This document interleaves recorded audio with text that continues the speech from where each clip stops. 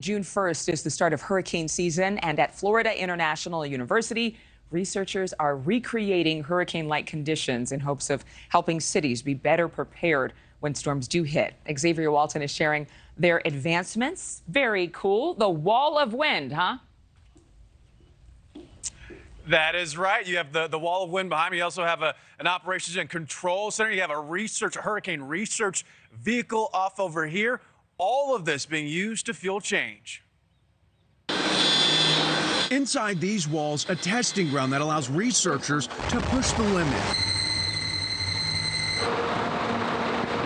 We can test structures and see how they'll hold up to those strong hurricane winds. A dozen fans capable of destruction. The wall of wind creating Cat 5 wind speeds up to 157 miles per hour mixed in with rain. The goal?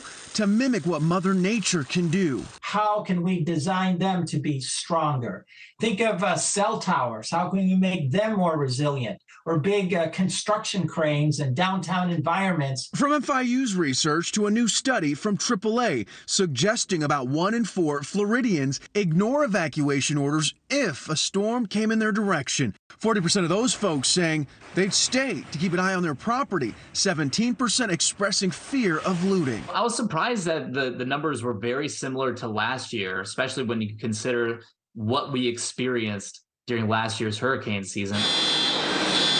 Back inside this 16,000 square foot playground, researchers simulating worst case scenarios to prepare for the real thing. And certainly we've got our radar to tell us it's coming, but it's still a roller coaster ride. You don't know when those ups and downs are going to happen. Still very, very unpredictable when talking about hurricanes. You know, we had some interesting stats in there about how many Floridians would choose to evacuate. We have some more interesting facts for you, at least stats-wise. Out of that same exact study, those who said that they would actually stay would only stay if the storm, more than half would stay if it was between a Category 3 and a 5. So Adrienne and Kelly, I mean, when you think about the storms that came across here last year, and then you factor in these new information, you got to think, I don't know if I would stay, but there you go.